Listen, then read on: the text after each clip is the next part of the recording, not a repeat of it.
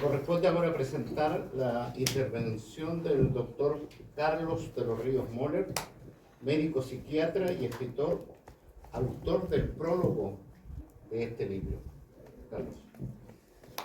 Buenas tardes,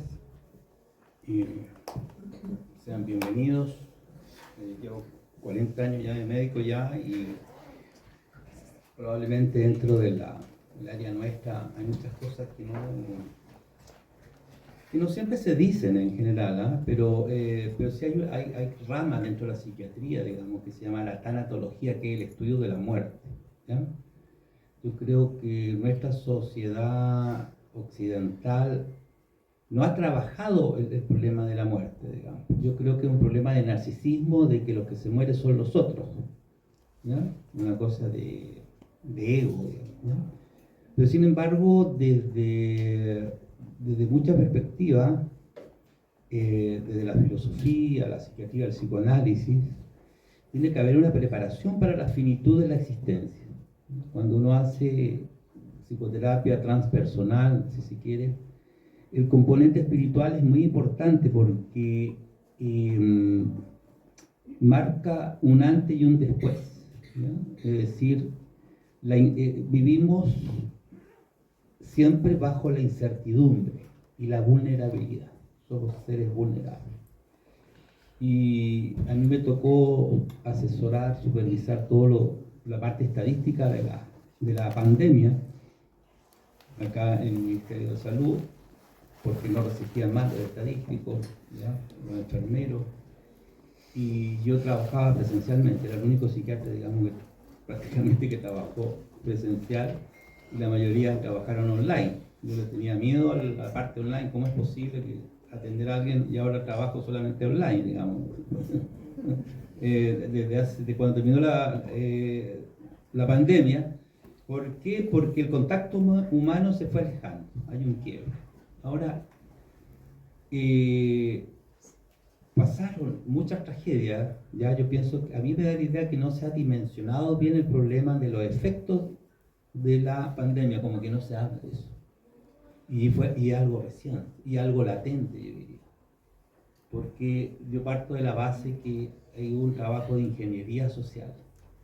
¿Ya? Nosotros como médicos que trabajamos en epidemiología también cuando estudiamos, si vemos los eslabones, no es posible que un murciélago, digamos, en la sopa de Chuan, que se llama, o Joan, haya provocado justo en ese momento cuando se estaba independizando Hong Kong, por ejemplo, y habían revueltas en otras partes.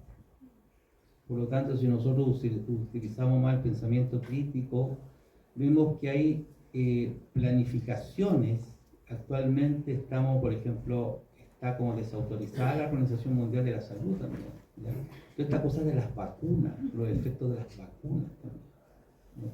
Entonces es algo que le da la idea que sería interesante trabajarlo. Nosotros en los congresos, digamos, se trabajan, se hablan de estos temas, pero nunca con el público, por decir así, ¿no?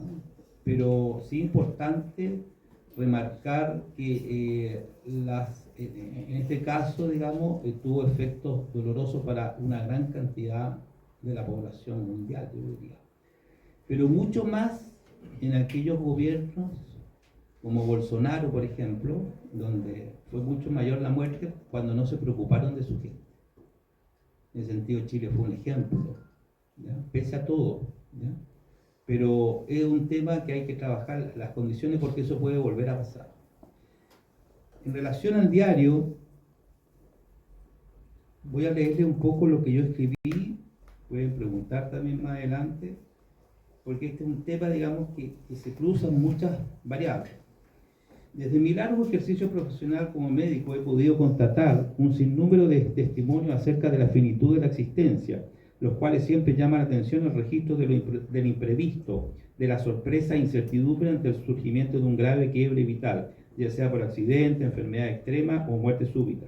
Es decir, por una parte me ha tocado desde el campo de la urgencia como profesional, pero también como paciente que por haber estado en situaciones críticas desde una enfermedad biológica o corporal y también como familiar a raíz del fallecimiento precoz de un hermano. Yo también tuve un hermano que era médico, que le salvó la vida a una niñita de 7 años, Gustavo Frique, la mamá la atropellaron y le salvó la vida. Después, a los 8 horas después, le dio un accidente cerebrovascular. Y a raíz de eso yo escribí este libro también hace 20 años. Mi hermano era traumatólogo y ahora el servicio de traumatología infantil lleva el nombre de él, el doctor Mauricio de los Ríos. ¿A qué voy? Que nosotros vamos a morir con las botas puestas porque en el área nuestra tenemos proyectos de existencia auténticos, vitales, de sentido, de utilidad. Y nosotros nos hemos dado cuenta que la depresión y muchas enfermedades en general ocurren cuando no hay proyectos auténticos, porque hay que entender que somos como los yogures, que tenemos fecha de inicio y fecha de término. Por lo tanto, tiene que haber una planificación, que es lo que uno trabaja con los pacientes. Siempre pregunta el ciclo vital. ¿Cuántos años tiene? ¿En qué edad está? Porque no es lo mismo atender a un paciente de 36 años, como era el caso de tu hermano, que está en la mitad de la vida, a una persona de 50, que está ya en la menopausia, o un chico de, no sé, 15 años. Por lo tanto, es importante ir viendo esas marcas de los ciclos vitales. ¿Por qué? Porque si ya tenemos 66 años, 70, sabemos que estamos en los descuentos. Entonces, esos descuentos no hay que mal utilizarlos en estupideces. Por eso que hay que apagar la tele y vivir la vida verdadera. Todo lo demás, la sociedad se especializa en engañar, vamos a decir, a la gente, en mantenerlo ilusionado, digamos, que la vida es consumir.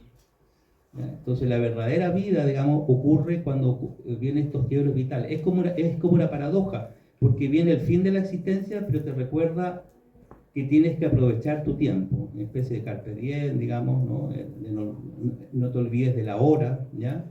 Entonces cuando ocurren estos quiebres vitales, es como si el trigo no muere, no da fruto, pero acá ha dado fruto, que es una escritora. Entonces no hay dolor inútil. Entonces es que la muerte, la finitud de la existencia hay que verla desde otra perspectiva, de que si no ocurren estos dolores, no hay cambios radicales en las formas de vivir, sino que la persona sigue esperando que llegue el fin de año, que llegue la Pascua, que venga en fin, Semana Santa. Es como autómata, ¿ya? Y nosotros sabemos que estamos contra el tiempo. Por eso que desde Heidegger, que se llama el ser para la muerte, nosotros eso lo trabajamos bien, que la finitud es nuestra, digamos.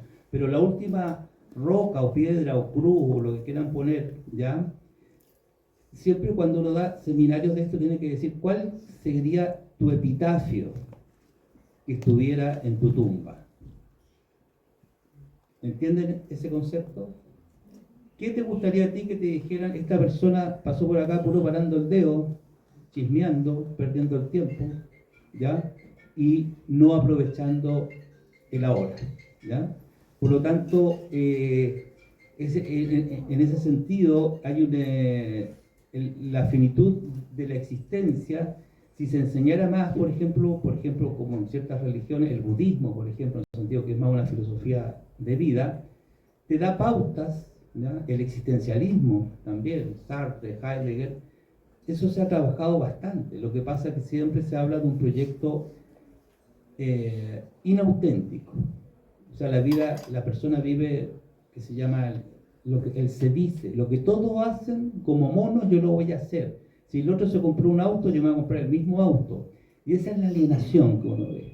Y esa es la vida falsa. Por lo tanto, el proyecto de vida auténtica, la muerte te recuerda que te está esperando, ¿ya? Y hay una frase, creo que lo tengo acá trabajado en mi libro también, que dice que la vida está tan segura de vencer que te da, o sea, la muerte está tan segura de vencer que te da una vida de ventaja. Es como un ajedrez, como el séptimo sello de Bergman, digamos. Entonces depende cómo tú muevas las piezas, es que va a tener que tu vida haya tenido sentido. Y lo que ocurre con los libros, con las obras, digamos, con las obras musicales, en fin, con las pinturas, es que lo que se va a hablar, lo que queda de ti son las obras, lo que tú dejaste, lo que tú hiciste, y ahí tú trasciendes. Y eso es lo que circula. El objeto va a hablar por ti, no tú. Van a decir, no, ahora, por eso que en este caso, su hermano, el hermano de Jessica, ha trascendido porque, bueno, su hermana le escribió un libro y así mismo Jessica trasciende y se inaugura dentro de una cadena, digamos, dentro de la narrativa. La narrativa o la escritura, la palabra, permite fijar aquello que nos atormenta. El duelo viene de dolor. En alemán, digamos, se traduce también como trauma, ¿ya? Entonces permite darle, simbolizar, ¿no? Poner una flor, ¿ya? Por ejemplo, como hace la carátula acá, y la mariposa exactamente tiene que ver, cuando uno trabaja a nivel de arte terapia o mediación artística, con los símbolos, tiene que ver con la trascendencia, digamos, ¿ya? Muchos personas que estuvieron en los campos de concentración nazi hacían mariposas en las paredes. Y eso era una forma como de trascender, donde el espíritu se libera y deja el cuerpo, ¿no? Entonces, los símbolos son muy importantes en ese sentido. Y la flor, bueno, o sea, la flor, lo que hay que trabajar siempre es la flor en el barro, digamos, la flor en el sentido que estamos en un mundo, digamos, complicado, en el que tiene que haber un autogobierno, digamos, ¿no? Un autogobierno del civismo para que pueda canalizar toda esta energía. Y lo que hacemos acá, bueno, con la sociedad de escritores, es un poco eso, socializar, participar con la ciudad, con la comunidad, humanizar los espacios y no estar perdiendo el tiempo de hoy, ¿por qué no nos vamos al mall mejor a consumir? ¿Ya?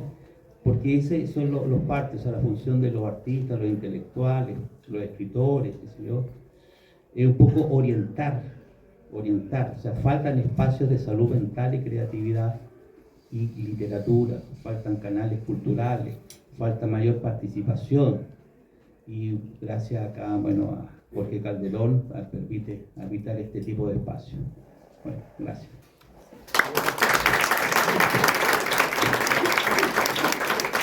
Agradecemos al doctor Carlos de los Ríos su participación.